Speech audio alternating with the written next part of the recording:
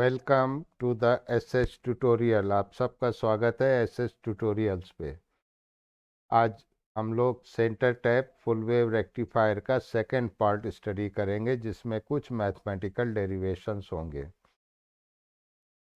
तो last lecture में, last video में हम लोगों ने वेव फॉर्म्स भी स्टडी करी थी, और पॉजिटिव हाफ साइकिल के लिए डायोड D1 जो है वो फॉरवर्ड बायस था और D2 जो है वो रिवर्स बायस था। ये पिछले लेक्चर में हम लोगों ने देखा है। अगर आपने पिछला वीडियो नहीं देखा है तो आप पिछला वीडियो देख सकते हैं।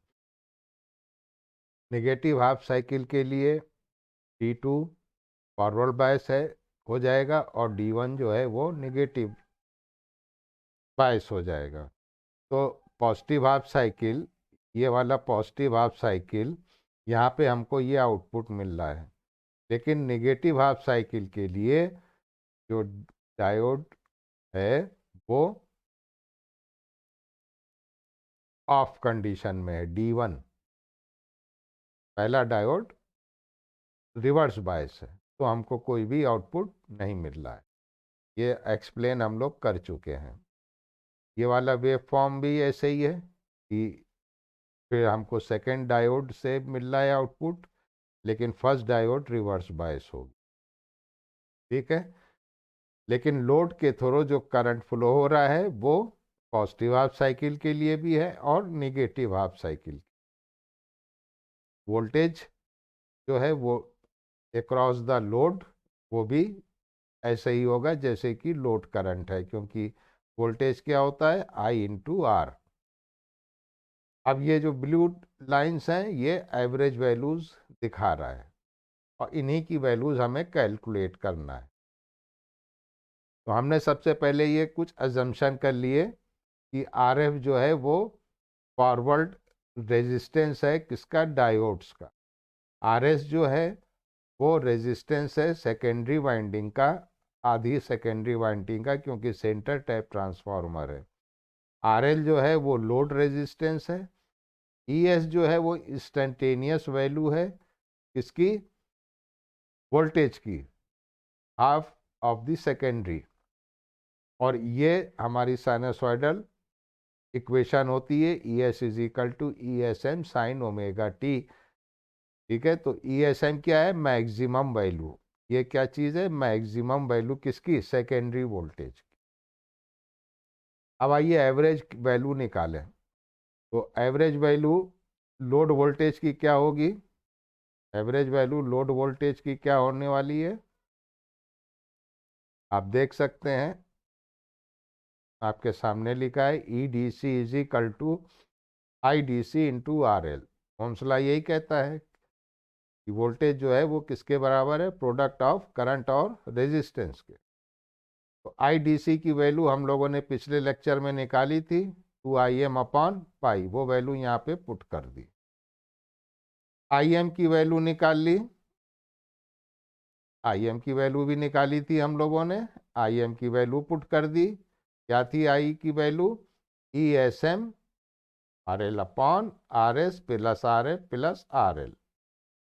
अब अगर ये दोनों बहुत छोटे हैं RL से, तो अब क्या होगा कि RS प्लस RF ये दोनों को निगलेक्ट कर देते हैं, तो हमारे पास बचता है RL/RL कैंसिल हो जाएगा, और हमारे पास वोल्टेज की वैल्यू आ जाएगी, EDC की एवरेज वैल्यू आ गई ट्वाइस ऑफ ESM/पाई।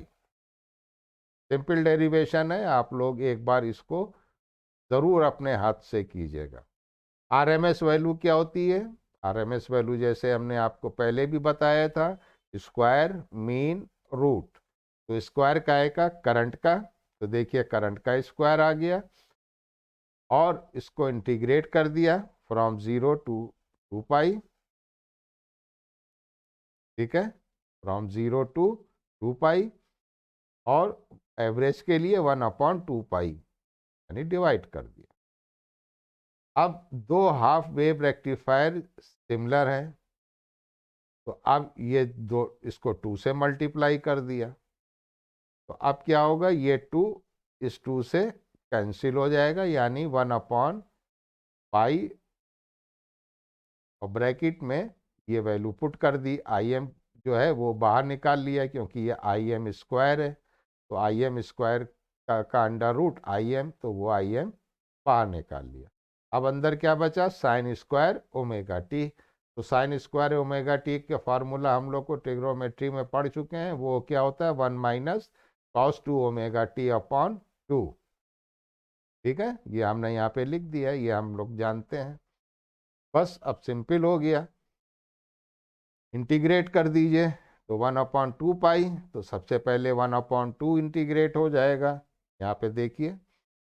ठीक है, इस 2 को बाहर ले लीजिए, इधर ले लीजिए, तो यहाँ पे ये 2 पाई आ जाएगा। तो बचेगा क्या, बचेगा 1 माइनस कॉस 2 ओमेगा टी। ठीक है, ये बचेगा, और ये क्या आ जाएगा, 1/2 पाई, और ये अंडर रूट, यही यहाँ पे लिखा है। इंटीग्रेट कर दिया, लिमिट्स अप्लाई कर दी, तो ओमेगा टी की जगह पाई माइनस 0 यानी पाई, और ये वैल्यू क्या हो गई, 0 हो गई। ठीक है ना, पाई माइनस 0। अब पाई और पाई कैंसिल आउट हो जाएगा, यहाँ पे ये पाई और पाई कैंसिल आउट। अब हमारे पास क्या बचा, I M upon under root 2, ये वैल्यू आ गई आई आर एम एस की। अब आइए R M S value of load voltage. तो लोड वोल्टेज जहाँ पे वोल्टेज आ जाए वो हम स्ला लगा दें। तो ई आर एम एस क्या होगा, I R M S into load resistance. तो आई आर एम एस की वैल्यू क्या निकाली है, I M upon under root 2 into R L. तो लोड के अक्रॉस जो वोल्टेज है उसकी आर एम एस वैल्यू क्या होगी, I M upon under root 2 into R L. अब डीसी पावर क्या होगी, तो डीसी पावर क्या होती है, ई इंटू आई। तो E D C upon I D C, या आप ये भी कह सकते हैं कि I square R, I square D C into R, कौन सा आर, लोड रेजिस्टेंस। ठीक, तो आई डी सी की वैल्यू हम लोग निकाल चुके हैं, 2 IM अपॉन पाई, तो इसका स्क्वायर कर दिया इंटू आर एल। तो पावर क्या I D C output 4 IM square R L upon pi square. Clear, दो दो लाइन के डेरिवेशंस है, समझ के कर लीजिए, बहुत आसान है। एसी पावर क्या होगी, एसी पावर भी आई स्क्वायर होगी। अब यहाँ पे टोटल रेजिस्टेंस कितना है, सेकेंडरी वाइंडिंग का रेजिस्टेंस, फॉरवर्ड रेजिस्टेंस डायोड का, और लोड रेजिस्टेंस। तो I square R, I R M S की वैल्यू हम लोग जानते हैं, I M upon under root 2, वो पुट कर दी, उसका स्क्वायर कर दिया, तो पावर ए सी आ गई। अब आई एम की वैल्यू हम लोग ने निकाली थी, जानते हैं भाई कि ई अपॉन टोटल रेजिस्टेंस। तो टोटल रेजिस्टेंस ये आ गया, are S plus R F plus R L. ये वैल्यू यहाँ पुट कर दीजिए। जब आपने ये वैल्यू पुट कर दी, जो टर्म कैंसिल होना कैंसिल हो जाएंगे, जो रहना है वो रह जाएंगे। तो आपके पास ये वैल्यू आ गई एसी पावर की। क्लियर, तो simple, efficiency output upon input power, DC power upon, अब इनपुट पे तो एसी पावर है, तो हम निकाल चुके हैं दोनों पावर, ये डीसी पावर है और ये एसी पावर। बस अब इसको सिंपल मैथमेटिक्स आ गई, तो ये एफिशिएंसी की वैल्यू आ गई। अब अगर हम ये मान लें कि R S plus R F जो है ये बहुत छोटा है in comparison to R L, तो आप इसे नेग्लेक्ट अगर कर देते हैं तो आपके पास क्या आएगा, ये आर एल कैंसिल आउट हो जाएगा, 8/पाई स्क्वायर, यानी कितनी एफिशिएंसी हुई, 81.2%। Very good. रिपल फैक्टर, हम लोग रिपल फैक्टर का फार्मूला पढ़ चुके हैं, I R M S upon I D C का होल स्क्वायर -1 और उसका अंडर रूट। बस वैल्यू पुट कीजिए, आई आर एम एस निकाल चुके हैं, ये I M upon under root 2, I D C भी निकाल चुके हैं, 2 IM अपॉन पाई, यहाँ वैल्यू पुट कीजिए, -1, इसको सिंप्लीफाई करा, पाई स्क्वायर अपॉन 8 -1, कितना आया? 0.48। तो इसका मतलब क्या हुआ कि रिपल, ये क्या इंडिकेट कर रहा है? Ripple contents in the output is 48% of the DC component, which is much less than the half wave rectifier. Half rectifier में इससे ज्यादा था, 1.21 था, तो रिपल फैक्टर और कम हो गया।